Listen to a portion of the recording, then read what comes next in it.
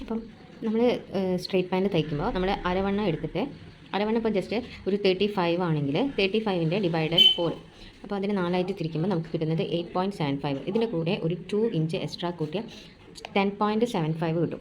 അപ്പോൾ നമ്മളിതിന് റൗണ്ട് ചെയ്ത് ഏകദേശം ഒരു 11 ഇഞ്ചാണ് നമ്മൾ കണക്കാക്കി എടുക്കുന്നത്. അപ്പോൾ ഈ ഒരു മെഷർമെൻറ്റ് വെച്ചിട്ടാണ് നമ്മൾ എങ്ങനെ സ്ട്രെയിറ്റ് പാൻറ്റ് കട്ട് ചെയ്യാമെന്ന് നോക്കാം. അതിനാദ്യം ജസ്റ്റ് ഞാൻ പേപ്പറിൽ കാണിച്ചു തരാം.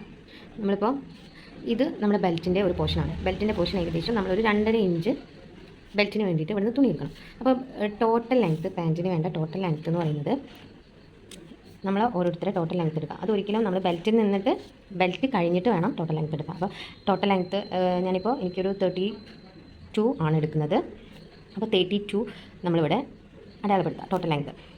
പിന്നെ നമ്മുടെ ക്രോച്ച് ഏരിയ കണ്ടുപിടിക്കണമെങ്കിൽ ഈ ബെൽറ്റ് കഴിഞ്ഞതിന് ശേഷം ഇവിടുന്ന് വരുന്ന ഒരു ഭാഗമാണ് നമ്മുടെ ക്രോച്ച് ഏരിയ. ഇവിടെ അത്യാവശ്യം ലൂസ് വേണം. അപ്പോൾ ഈ ക്രോച്ച് ഏരിയ കണ്ടുപിടിക്കണമെങ്കിൽ നമുക്ക് ഈ ഒരു മെഷർമെൻറ്റ് 11, നമ്മുടെ ഹിപ്പിൻ്റെ റൗണ്ടിൻ്റെ മെഷർമെൻറ്റ് പറഞ്ഞാൽ 11, അതിൻ്റെ കൂടെ ഒരു 2 എക്സ്ട്രാ കൂട്ടിയ 13.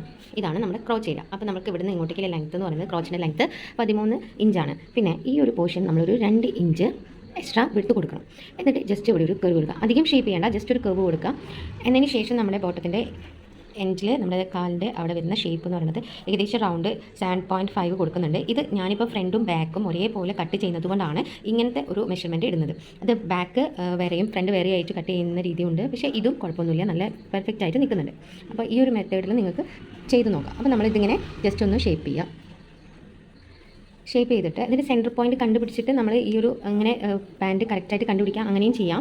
ഈ ഒരു രീതിക്ക് ചെയ്യാനായി ഏറ്റവും സിമ്പിളായിട്ടുള്ള ഒരു മെത്തേഡാണ്. പിന്നെ നമ്മൾ കട്ട് ചെയ്യുന്ന സമയത്ത് ഇവിടെ ഒരു 1/2 ഇഞ്ച് എക്സ്ട്രാ ഇടണം. കാരണം നമുക്ക് ഇവിടെ നിന്ന് ഇങ്ങോട്ടേക്ക് ഒരു 3 ഇഞ്ച് കാലിൻ്റെ ബോട്ടത്തിൻ്റെ താഴെയായിട്ടൊരു 3 ഇഞ്ചിൽ ഒരു ബെൽറ്റ് ഉണ്ടാവുമല്ലോ, അതിന് വേണ്ടിയിട്ട് നമ്മളിവിടെ ഒരു ജോയിൻറ്റ് ചെയ്യാൻ ഒരു 1/2 ഇഞ്ചോ അങ്ങനെ ഒരു 3 ഇഞ്ചിൻ്റെ ഒരു ബെൽറ്റ് നമ്മൾ എക്സ്ട്രാ കട്ട് ചെയ്യണം. അപ്പോൾ നമുക്ക് എങ്ങനെയാണ് തുണിയിൽ കട്ട് ചെയ്യാമെന്ന് നോക്കാം.